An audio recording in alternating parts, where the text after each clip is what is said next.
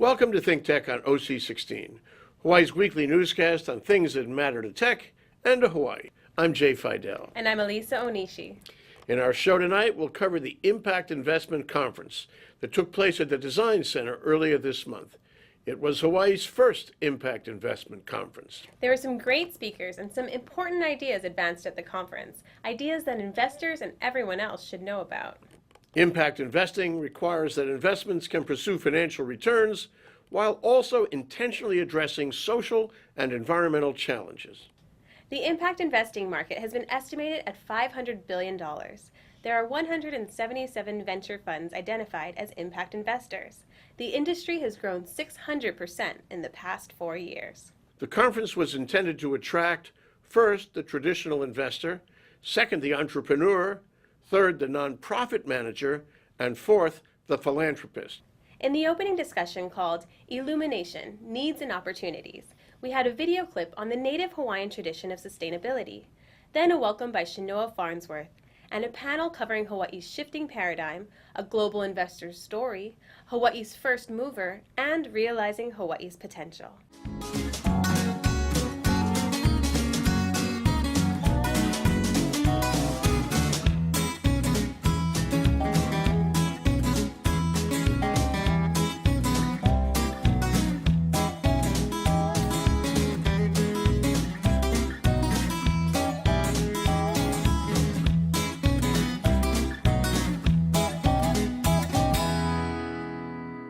This is a quiet revolution of sorts, and I've been a part of many quiet revolutions in my life, and I thought I'd share that with you because that's the theme, the thread that carries through, and that's really the power of this movement of social entrepreneurship and impact investing. No ke auli, I luna I kaleva, I Hawaii no na Hawaii. No ke kai uli, I lalo o ka moana, I Hawaii no na Hawaii. No ka lepo uli uli, I loko I ka aina, I Hawaii no na Hawaii. E kuina I luna, e kuina I lalo, e kuina I ko kako mau loko, I Hawaii I na Hawaii. Yeah. This chant reflects the linkage between Hawaiian identity and the land, that which feeds us, that which sustains us. We are who we are because of this place.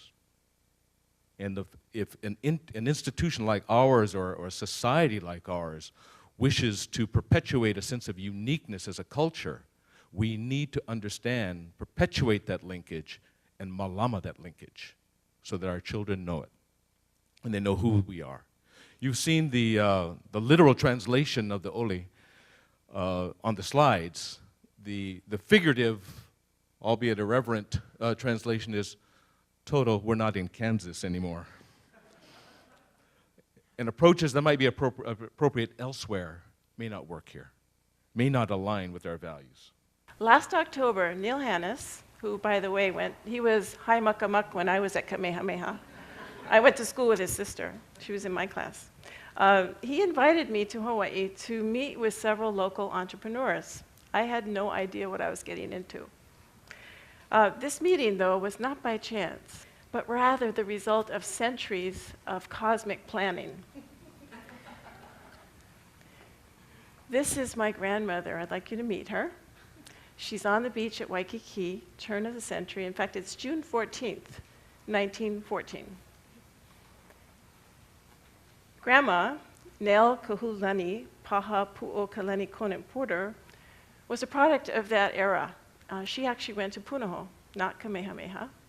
Her parents really idolized a haole way of living and not a Hawaiian way of living. And so it was really, it took a long time in our family to move toward appreciating that we were Hawaiian and investing in our presence here in Hawaii and being a part of, I would say, that DNA that Neil talked about. I am an impact investor, but I'm also a philanthropist. And I'm here this morning because I hope to change the way you think about investing. I've been traveling the globe with my husband for the last 10 years meeting with and investing in social enterprises in Africa, Latin America, India, Europe, and mainland US. If you all of a sudden came in possession of untold wealth, what would you do with that? And that was the question that Pam and Pierre Omidyar faced when eBay went public. So they sort of did what a lot of bright, aspiring young people would want to do. They want to change the world. And here's a map, and you can see some little dots on it. And these represent just a small portion of the enterprises in which the Omidyars have made an investment. Over in India, you have D-Light, a small company, a for-profit venture that's engaged in trying to bring safe and affordable lighting to underdeveloped areas. Right to the east of that is BRAC, an organization in Bangladesh, which I think Lisa has actually also co-invested in, that attempts to transform the economy through a government transparency and a little bit of economic development. Over here in Chile, there is a company called Solidus, which provides microfinance. In the United States, certainly they've invested throughout the country, but some of the dots represent a company called Sunlight Foundation, trying to bring transparency to the United States, and another small company you may have used or heard of called Keiki-PUa. In the panel that followed, called Inspiration, Hawaii's Emergent Social Entrepreneurs, we had a discussion of change by design, organic farming grows youth leadership, young conversation leaders practice old values, cultivating a native landscape, deep solutions in aquaculture technology, and small-scale solutions to our big water problems. I could have chose to live in Santa Clara in the Bay Area, in La Jolla, Del Mar, or in Cambridge, and I didn't. I chose to come back home. I want to tell you my story on why I chose to come back home, and that might help you understand some of the reasons why I chose to even work at Biological Capital, because they both draw many parallels. I'm going to get dry mouth. So I was born and raised on the island of Maui, and like many local families, luau was a very integral part of my life. So to make sure that this metaphor will actually resonate with my audience, how many of you have been to these very large luau's, 300-400 people in attendance? Okay, about 80% of you, so you all will recognize this analogy. As you know, some of these memories were very fond memories of mine, and it's what sort of took me back every single time I would reminisce about why am I missing home so much? And I always go back to that image of a luau and what that represented.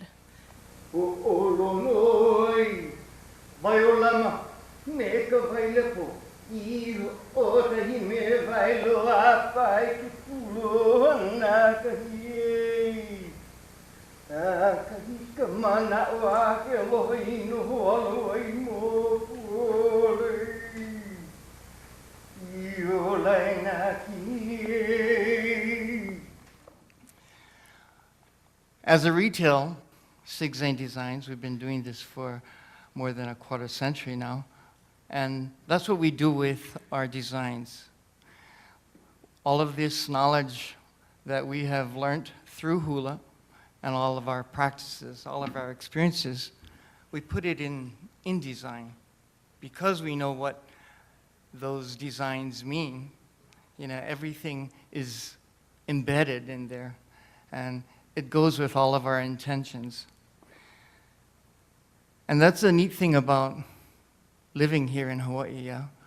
We have all so much of this natural resources that really feed us. The chant that I did, No Hoana I Hilo, was written by my mother-in-law. It's a modern-day chant, and it talks about the former chiefs of Hilo, the former ruling chief Kulukulua and Hanakahi. It also talks about the lehua blossoms of the ohia forest. This is, unfortunately, myself. My name is Kuha'o Maikalani, and it means rain from a clear sky. This is a picture of myself in Paris. I used to travel with my parents. While they were dancing, I got to go and run around. I didn't really have much parental supervision. And so somehow somebody flashed this picture of me, and what I want you to take notice of in this picture is the shoes. On my dad's side, of course, we have 6 Zane designs, and then on my mother's side, I am the 7th generation of a hula family, and we're a hula practitioner. I'm a hula practitioner, and we've been practicing the cultures and the arts surrounding hula for 7 generations. I don't know about you, but that's like really big shoes to fill. And then you give me a name like Rain from a Clear Sky. How the hell am I supposed to pull that off? Oh my goodness. I was like 10 years old having anxiety. Au hea wale oe kamali I o ke au e au I au kamali I o ka po mai pai ka leo aloha e aloha e aloha e aloha. The depth and breadth of Waianae are moku, from Nanakuli all the way to Kaena, speaks today through me to the best of our ability. We come today to share about our mo'olelo of Ma'o Organic Farms. Ma'o is an acronym. Mala'ai o pio. Mala'ai being a garden of food, a food garden, and Opio being youth. And the youth garden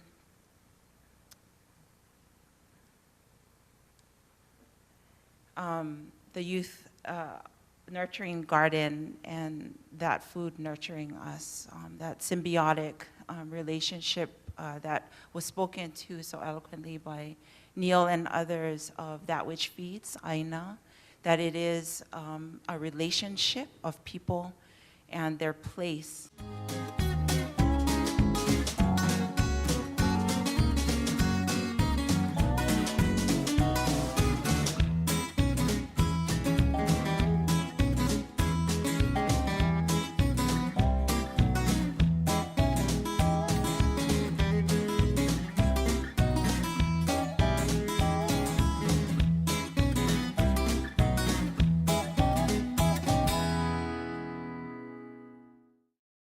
This was by no means the end of it. From there, we had a lunch discussion about a number of impact investment areas, including health and wellness, small and growing businesses, land and water, energy and clean tech, and food and agriculture. Then in the afternoon, we had 2 panel discussions. The first one called Investment, the intersection of money and aloha, and the second one called Implementation, next steps and Hawaii's initiatives. All followed by a pauhana party featuring remarks by Governor Neil Abercrombie. You know, I went to Wharton and a lot of people there, it was about profit, it was about making money and making a success for yourself and a name for yourself. And I came back to Hawaii, I felt a little bit saddened by that. And I decided that I really wanted to be a part of making a difference here in Hawaii, come back to home and use the talents and the education that I've gotten to do something, to create a different kind of business, to create a business that was going to make an impact on our world and be a great place to work, reverse the brain drain, and care for our community. So we started by doing something I was passionate about, which is conservation. Probably didn't teach me very much at Wharton because there was no industry in conservation at the time. And we started doing real small stuff, you know, weed whacking, trail building, planting. But as time went on, we did a little bit more. We started doing more technical projects, managing projects, eventually managing lands. During the process, this was about 12 years ago, and during the process about 5 years ago, we decided to start a nonprofit called Kupu to house one of our youth programs that was a project under Pono. And Kupu's focus is to provide job training opportunities for young adults.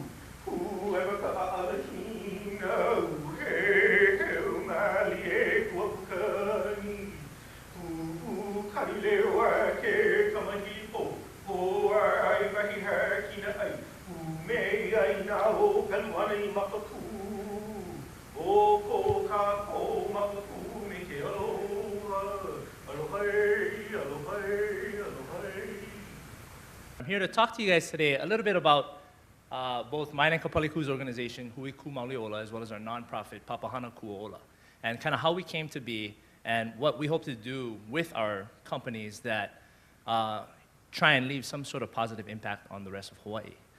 Um, here we have a common phrase in Hawaii, yeah? Lucky we live Hawaii. We say that a lot, you know. Oh, it's a nice day today, blue skies. Hey, lucky you live Hawaii. Well, you know, the truth of the matter is, you know, what does that mean? You know, yeah, it is. We're very lucky that we can live here in Hawaii. However, is Hawaii lucky that we live here?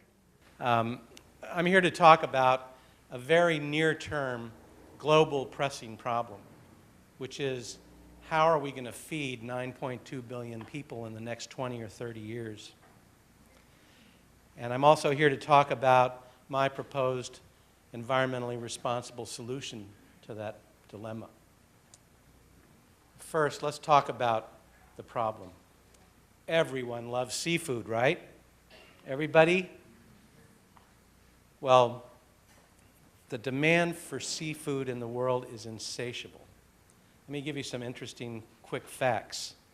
In Hawaii, we love seafood so much that the average consumption is 45 pounds per person, compared to the mainland, which is only 15 pounds per person. But in Japan, it's 60 pounds per person. And in China, 25 pounds per person.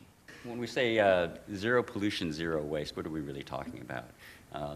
We're in the business of taking wastewater and in industrial wastewater, sewage wastewater, converting the fermentable elements in there into value-added products and recovering water for irrigation. Let's see if I do this right. So what we are looking at here in Hawaii, and specifically here on Oahu, Honolulu itself discharges over 100 million gallons a day of barely treated water into the Pacific Ocean through the sewage, two sewage plants here, Sand Island and Honouliuli. There's also wastewater coming out of food processing and whatnot. This pipe here is discharging 5 million gallons a day of untreated water.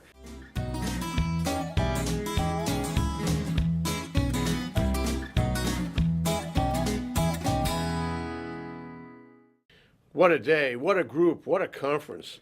All in all, this was a great program and important to Hawaii and to the investment community that lives and invests in Hawaii.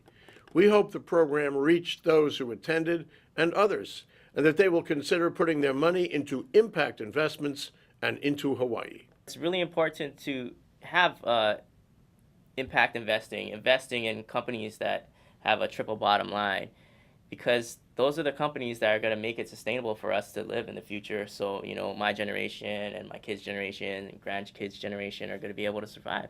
If a corporation is a person, then you should invest in people that are good people. It's an empowerment. I can have an effect. I can have an effect on the way the business world works. I can choose the companies that I think will do the right thing, and I can unchoose the ones that don't do the right thing. You know, do you think that this changed the way things are going to happen? That the people who go to this program, who went to this program, are they going to change the way they invest? It depends on what the next steps are. And we're going to be talking about that very soon. And to create action steps and continue the dialogue is important, and following the dialogue with doing stuff. Good. I'm glad you're participating, Rechung. That's terrific. Yeah, it's fun. I'm going to try to get Tony in here soon, too. Good for you. All right. Good for you both.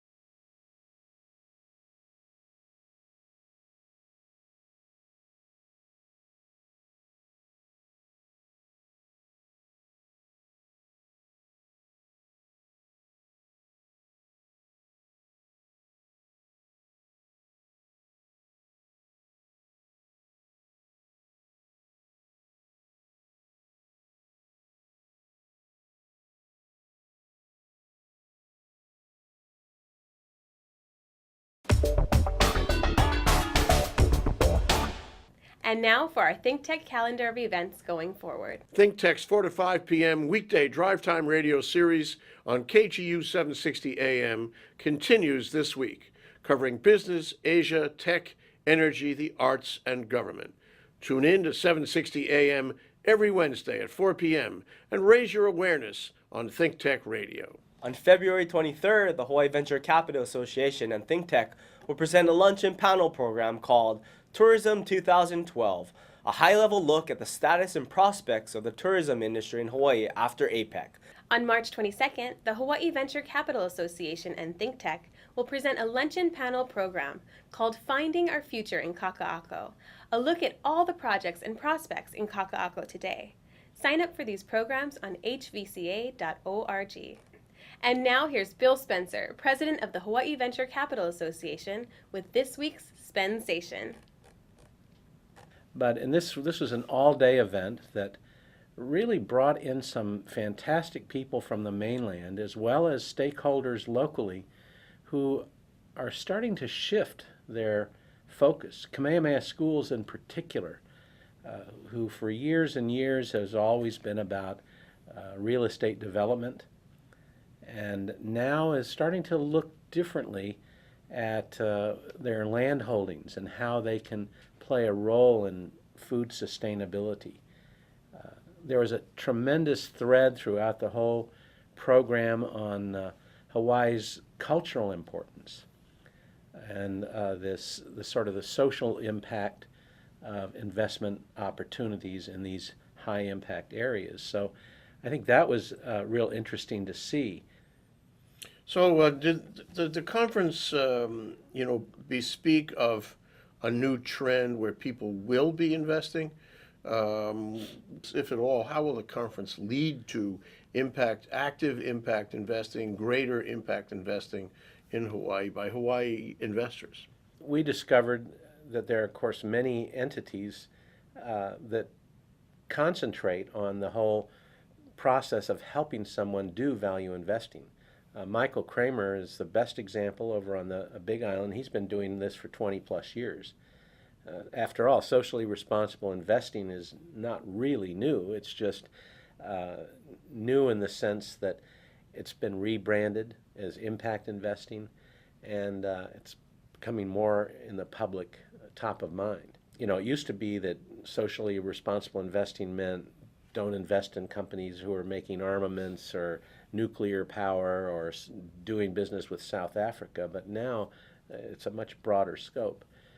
I think the thing that this conference showed is that there are a lot of entities on the mainland that really see Hawaii as a crucible for this kind of opportunity. And they were here, they were exposed to things that we're doing, and there's a lot of enthusiasm. So I think people will find a way.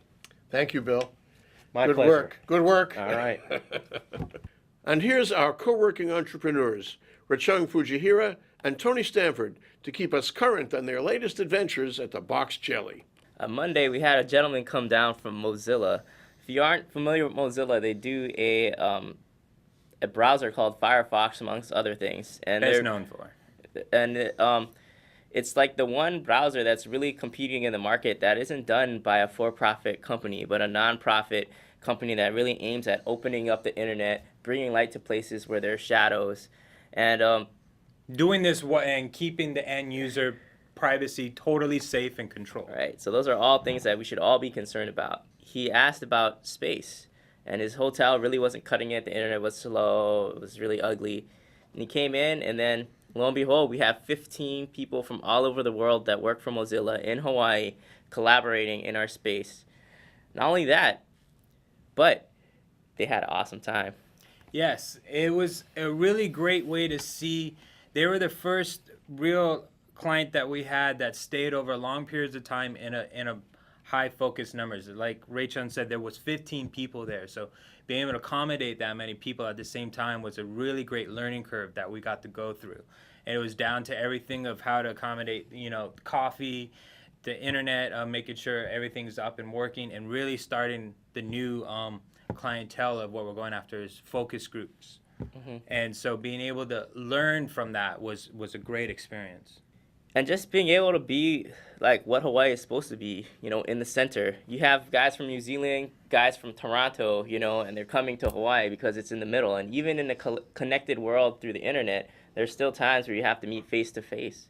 And they chose Hawaii as the spot. So I always look at try to find out what is the Hawaii advantage. And it's been one that was a theory for a long time. And now we've seen that theory played out in action. This was great.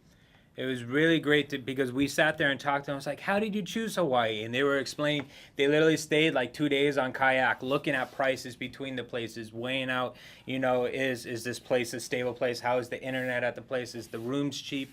You know, they looked at everything down to airfare, to hotels, to internet. And it was a great choice that they chose Hawaii and they found us. Yeah, it's crazy. It's what we've been preparing for. And it's weird. The day that we locked in the new room, the day after that, they come back in, because it was really Sunday morning, like 2 a.m. Sunday that we finished.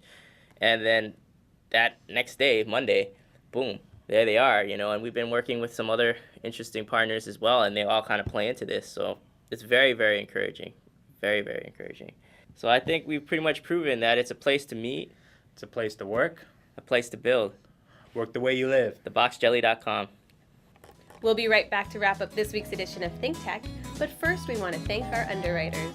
Thanks to the Schuyler Family Foundation, which supports a number of educational, cultural, and charitable organizations, including ThinkTech. Hawaiian Electric Company and its affiliates Miko on Maui and Helco on the Big Island are deeply committed to the communities they serve. Galen Ho is a senior executive of BAE Systems, a global defense, security, and aerospace company, and CEO of CBI Polymers, a tech company in Hawaii. Okay, Alisa, that wraps it up for this week's edition of ThinkTech. Remember, you can watch ThinkTech on OC16 several times every week. Can't get enough of it, just like Alisa does. For additional times, check out OC16.tv. You bet, Jay. For lots more ThinkTech videos and for underwriting and sponsorship opportunities on ThinkTech on OC16, visit thinktechhawaii.com. Be a sponsor or a volunteer and help us reach Hawaii. I'm Jay Fidell. Thanks so much for joining us on ThinkTech. I'm Alisa Onishi. Aloha, everyone.